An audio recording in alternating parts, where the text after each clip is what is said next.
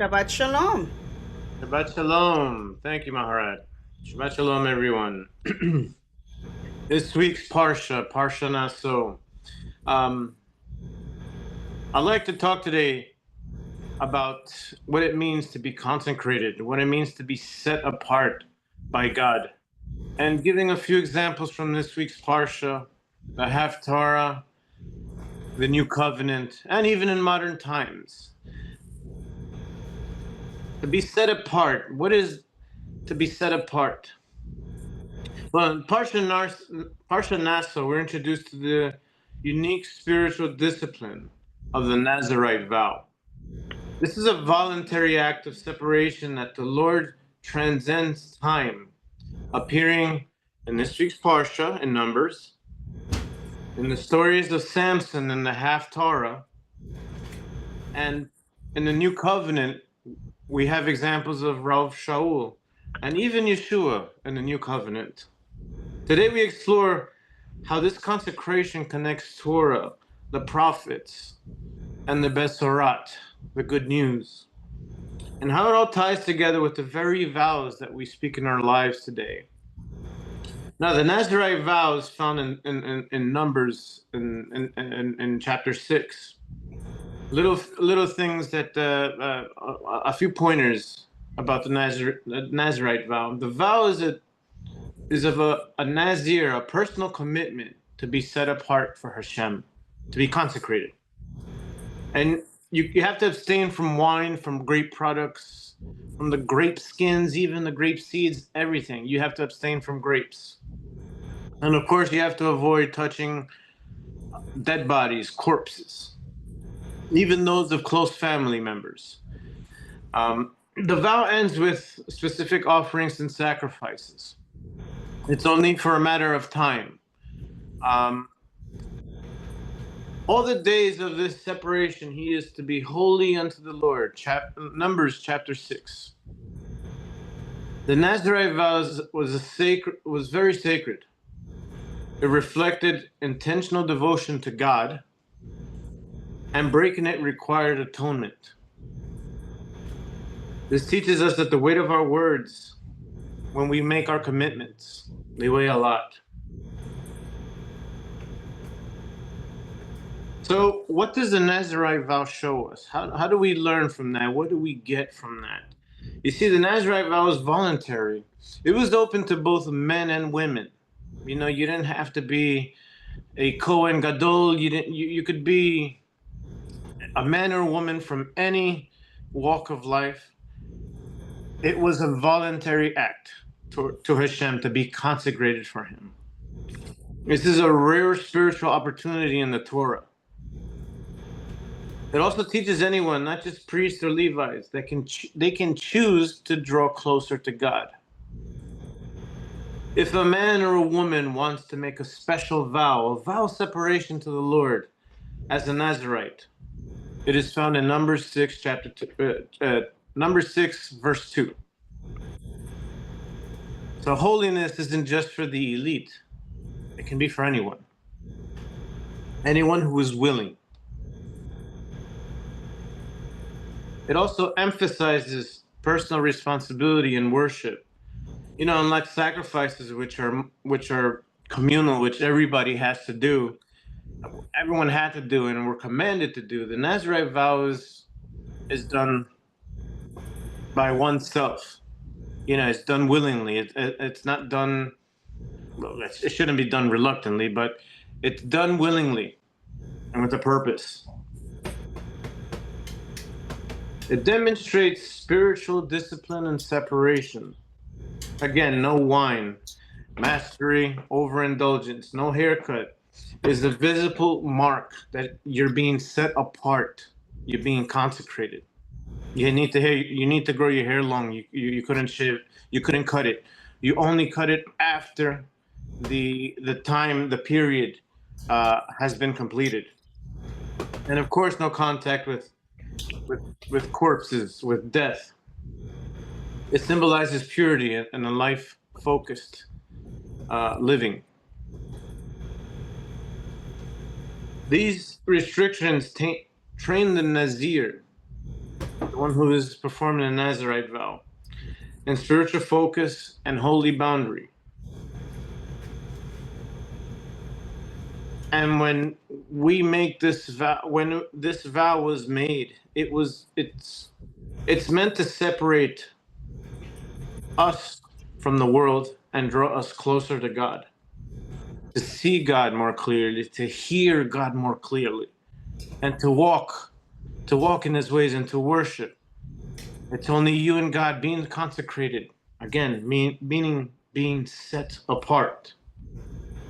And with that also, it carries accountability. You need to be accountable. If a vow is broken even by accident, a sin offering is required. And God, He takes vows very, very seriously. Your words are binding, and breaking them does have consequences. They do have consequences. He shall bring an offering for sin because of the guilt he incurred. Numbers 6, verse 11. Words really matter. Commitment is sacred. Even private vows, they echo into Hashemayim, into heaven.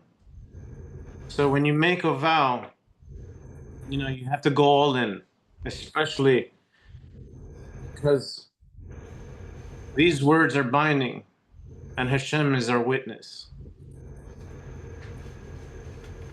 And what's pretty cool about this Parsha is that once we find out about the Nazarite vow, the Parsha ends with the priestly blessing. And the priestly blessing,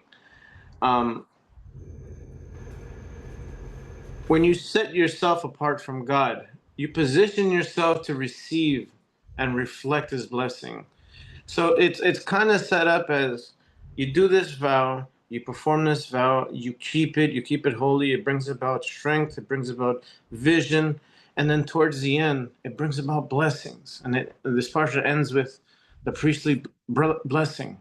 How beautiful a Parsha to start off. How to consecrate ourselves, to draw ourselves away from this world and draw closer to God. And the result of that is blessings. A good example of a Nazarite, and that we know in the story, is the story of Shimshon, which is Samson, in the Haftarah in Judges 13. Samson's vow was lifelong. So from the womb, he was already set apart. He was sanctified. His mother couldn't drink. She had to follow the same vows, because Samson was to live a life as a Nazir, a lifelong and divinely mandated vow. His mother was told not to drink wine or to eat anything unclean. His strength was tied to his vow, and his downfall became when he broke it. For the boy shall be a Nazarite to God from the womb. Judges 13, verse 5. And breaking a vow isn't just about the act, it's about severing a connection with Hashem. In the New Covenant, we see the Nazarite vow again through Rav Shaul, through Paul, in his writings in Acts, in the writings of Acts. Paul shaves his head after completing a vow, Acts chapter 18. And then he joins 4 men in their purification rites, in Acts 21.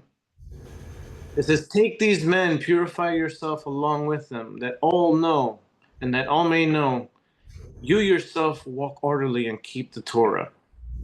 Acts 21. Paul honors the Torah and keeps his vows as a testimony of faithfulness and unity. Even under grace, his word matters. And the perfect example, the one that I've been waiting to talk about, Yeshua, our promised Messiah. Yeshua, the consecrated one. Yeshua was not a Nazarite, but he was from Nazareth. He drank wine. In Luke, in chapter 7, we see that he drank the wine. He even His first miracle was making, making more wine out of water. And he touched the dead in Luke chapter 18. He touched the dead, he revived the dead. Yet his entire life was a vow of consecration. You know, it almost seems paradoxical, but follow me here in this. I sanctify myself for them, so that they too may be truly sanctified. That's John chapter 17. Not my will, but yours will be done. Luke chapter 22. Yeshua didn't take the form of a vow, but he became the fulfillment and what it means to be set apart to God, be set apart to Hashem. And speaking of vows, I'd like to mention another one, and it's usually around Passover time when this is mentioned. And even though that we already enjoyed Passover and Shavuot, I'd like to go back and just talk about this one. You see, in the New Covenant, Yeshua celebrated his last Passover meal. He shared in the four cups that we drink during Passover. But he stopped short of the final one. The final one being the cup of completion, the cup of praise. And this wasn't accidental. This statement is a prophetic statement of unfinished business, so to speak. You see, in Exodus chapter 6, now in Luke chapter 22, we see that Yeshua is celebrating the Passover, and he takes the third cup and he drinks it. The third cup is the cup that I will redeem you. I will not.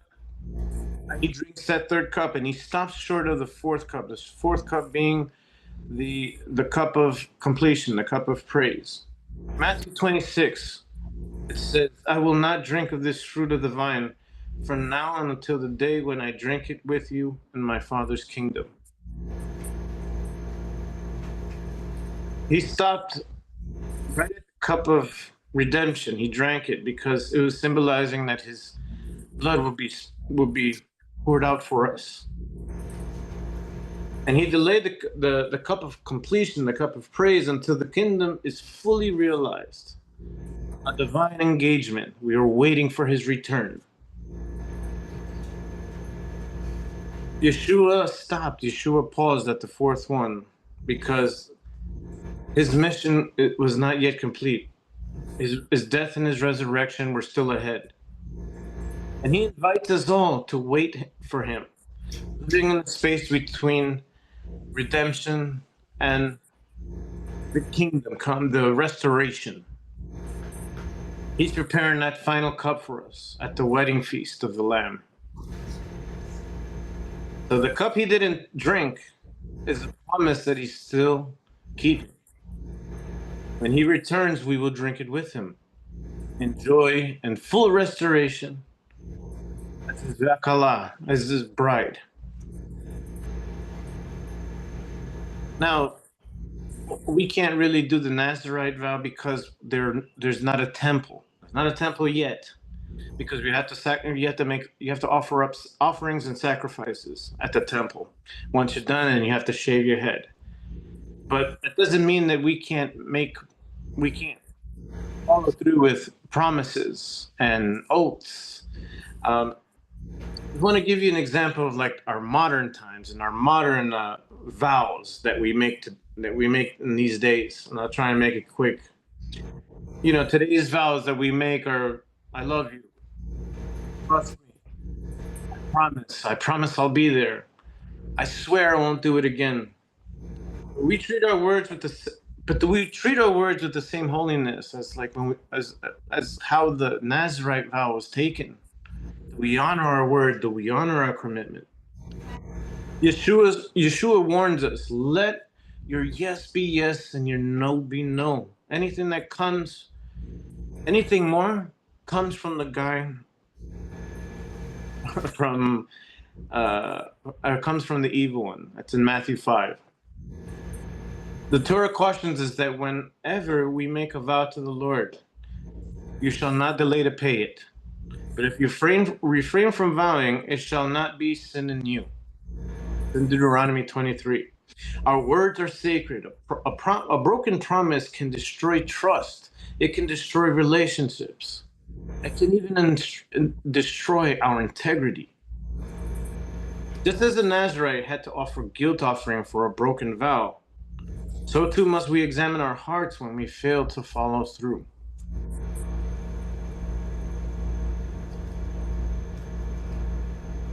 Keeping our word, keeping our vows in a way, our word in modern times, it brings about spiritual alignment, divine favor, and deep relational trust, reflecting the very character of Hashem. That's pretty much the reason why we keep our vow. Hashem, God, does not break a vow. He will not go back on a vow. And if we are to follow that, we are doing our best. We are attempting to be like him into keeping our vow, and it will bring about spiritual blessing. We reflect God's integrity. God is not man that he should lie, nor a son of man that he should change his mind. It's Numbers 23. When we keep our word, we mirror God's nature, who is perfectly faithful. And faithfulness in our speech honors his image in us and shows the world that truth still matters. We build trust in relationships. Let your yes be yes and your no be no. In a world of empty promises and broken commitments, being a person of your word sets you apart. You're different. Whether in marriage, business, or in friendship, or honoring your word builds trust. It builds safety and respect, all of which are sacred to God. I made a commitment to my wife 22 years ago, to be a loving and faithful husband to my wife. And she took the same vow too. We were young, we were very young, and we didn't know what life was going to bring about ahead for us. And I personally understood that through the good times and through the bad times, through richer or poorer, in sickness and in health, I've passed through all that with my wife, and my wife was always there. She kept her vow. She was always there for me. And I've seen my wife being there, but it was more than my wife. It was like she wasn't there alone with me. She was there, and it was like God had appointed her there for me. And I felt that not only my wife was there, but my wife and God were there in the great times, but also in the worst of times. And for somebody, even somebody who is religious or is not religious, you tend to see that and it changes your life, and it brings you closer. It draws you closer to God. And that's the power of keeping a vow. And you don't have to be married and to show somebody your vow, your promise. Just be there for them. Your word is bond. Your word has a lot of weight to some people who don't have a lot in their lives, who need that support, who need that emotional support, who need that, you don't have to say anything, you can just be there.